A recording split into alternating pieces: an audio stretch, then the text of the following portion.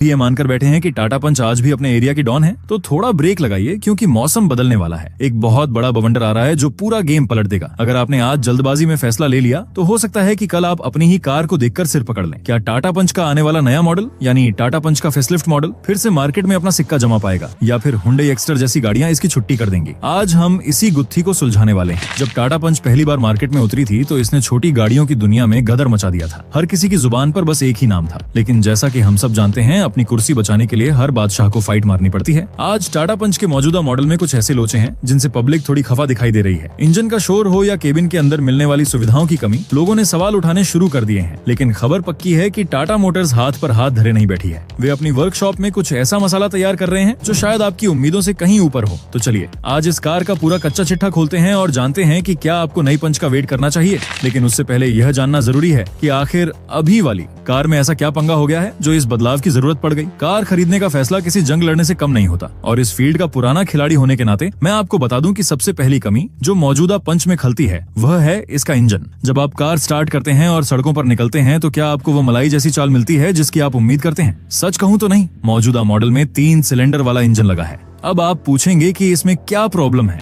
Problem यह है कि जब कार धीमी स्पीड पर होती है या सिग्नल पर खड़ी होती है तो केबिन के अंदर एक वाइब्रेशन महसूस होती है। ऐसा लगता है जैसे कार कांप रही हो। इंजन की आवाज भी केबिन के अंदर काफी ज्यादा आती है जो मूड खराब कर देती है। यह एक ऐसी समस्या है जिसने कई ग्राहकों का दिमाग खराब किया है। लेकिन क्या आने वाले नए मॉडल में टाटा ने इस पर काम किया है? क्या उन्होंने अपनी पुरानी गलतियों से सबक लिया है? इसका जवाब बड़ा ही ढांसू है और यह सीधे आपकी जेब और सुकून से जुड़ा है, जिसे हम आगे डिटेल में समझेंगे। अब बात करते हैं उस चीज की जो सबसे पहले आपकी आंखों को चमक देती है, यानी कार का लुक और टशन। अगर आपने हाल ही में आई टाटा पंच ईवी को देखा है तो समझ लीजिए कि आपको आने वाले पेट्रोल मॉडल का ट्रेलर मिल गया है। पुराने मॉडल का चेहरा अब थोड़ा बासी लगने लगा है, खासकर जब हम इसकी तुलना हुंडई एक्स्टर जैसी मॉडर्न गाड़ियों से करते हैं। सुनने में आ रहा है कि नई पंच का चेहरा पूरी तरह से बदल दिया जाएगा। इसमें आपको जुड़ी हुई एलईडी लाइटें मिल सकती हैं जो कार के एक कोने से दूसरे कोने तक जाती हैं। यह आजकल का नया ट्रेंड है। हेडलैम्प की जगह भी बदली जा सकती है और बम्पर को भी नया रूप दिया जाएगा। ये कार को एकदम रोबोट जैसा और हाईटेक फील देगा। लेकिन क्या सिर्फ मेकअप बदल देने से कार अच्छी हो जाती है? असली सवाल तो ये है कि क्या यह नया रूप भारतीय सड़कों के गड्ढों और धक्कों को झेल पाएगा?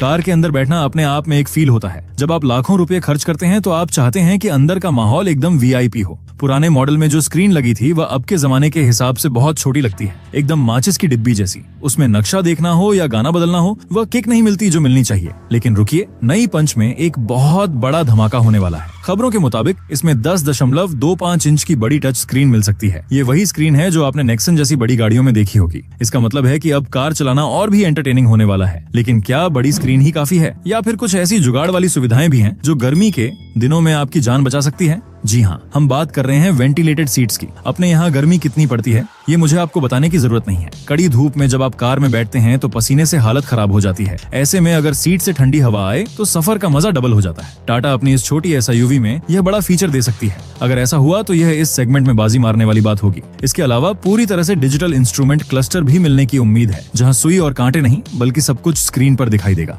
यहाँ तक कि इसमें 360 डिग्री कैमरा भी मिल सकता है जो पतली गलियों में कार पार्क करने में बहुत मदद करेगा। लेकिन इन सब हाई फाई चीजों के बीच क्या टाटा ने उस एक चीज पर ध्यान दिया है जो सबसे ज्यादा मायने रखती है? वह है पीछे बैठने वालों का सुकून। अक्सर देखा गया है कि छोटी गाड़ियों में पीछे बैठने वालों के लिए जगह का पंगा होता है या फिर लंबे सफर में कमर दुखने लगती है। मौजूदा पंच में पीछे की सीट पर आर्म रेस्ट यानी हाथ रखने की जगह की कमी खलती थी। नई पंच में उम्मीद है कि पीछे की सीट पर भी आर्म रेस्ट दिया जाएगा और साथ ही एसी के वेंट्स भी दिए जाएंगे, यानी अब पीछे बैठने वाली पब्लिक भी सेठ की तरह सफर कर सकेगी। मोबाइल चार्ज करने के लिए टाइप सी चार्जिंग पोर्ट भी दिए जा सकते हैं, क्योंकि आज के जमाने में फोन की बैटरी खत्म होना सबसे बड़ी टेंशन होती है। लेकिन इतना सब कुछ मिलने के बाद क्या आपको नहीं लगता कि कार की कीमत रॉकेट की तरह ऊपर जाने वाली है?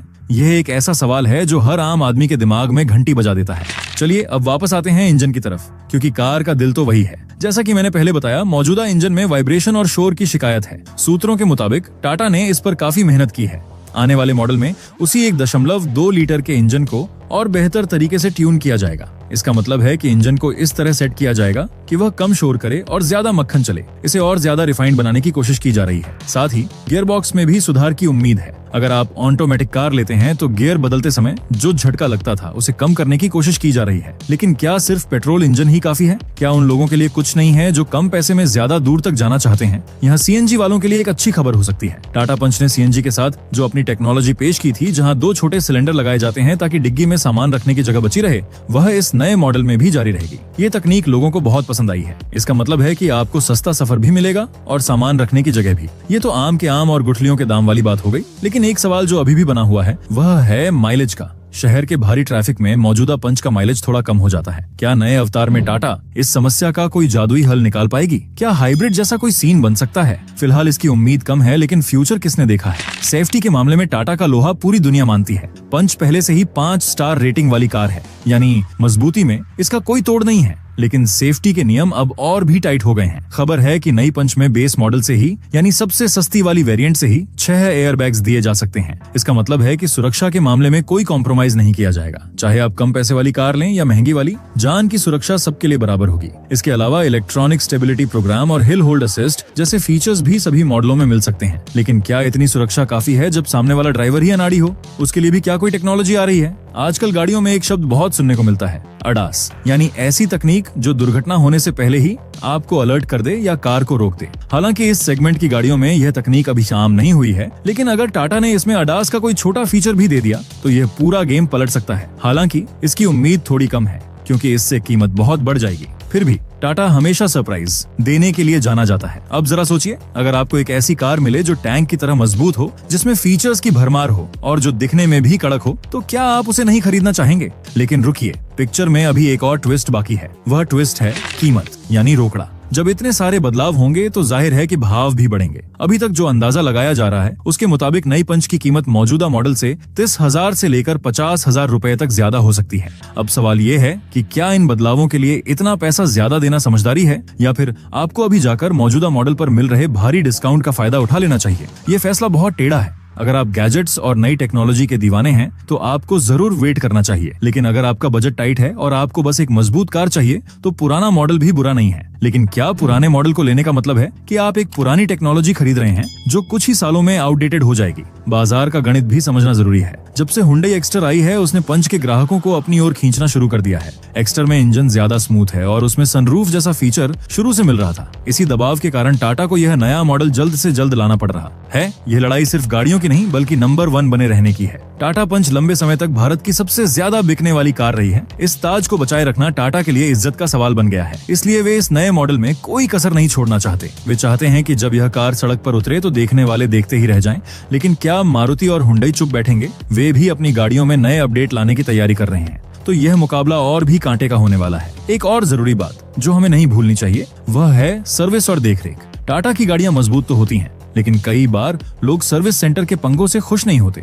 क्या टाटा इस नए मॉडल के साथ अपनी सर्विस को भी सुधारने का वादा कर रहा है? ये एक ऐसा पहलू है जिस पर अक्सर बात नहीं होती, लेकिन कार खरीदने के बाद सबसे ज्यादा पाला इसी से पड़ता है। अगर कार अच्छी है लेकिन उसे ठीक करने वाले ठीक नहीं है तो मालिक का भेजा फ्राई हो सकता है। उम्मीद है कि टाटा मोटर्स इस पर भी ध्यान दे रहा है, क्योंकि नंबर 1 बनना आसान है लेकिन वहाँ टिके रहना बहुत मुश्किल। अगर हम कार के रंगों की बात करें तो नए मॉडल में कुछ नए और भड़कीले रंग देखने को मिल सकते हैं। आजकल ड्यूल टोन यानी 2 रंगों वाली गाड़ियों का हवा चल रही है। छत अलग रंग की और बाकी कार अलग रंग की। यह कार को एक स्पोर्टी लुक देता है। युवाओं को यह बहुत पसंद आता है। पहियों के डिजाइन में भी बदलाव किया जाएगा। नए अलॉय व्हील्स जो ज्यादा अट्रैक्टिव होंगे इस कार की शान बढ़ाएंगे। हर छोटी से छोटी चीज पर ध्यान दिया जा रहा है ताकि इसे एक कंप्लीट पैकेज बनाया जा सके।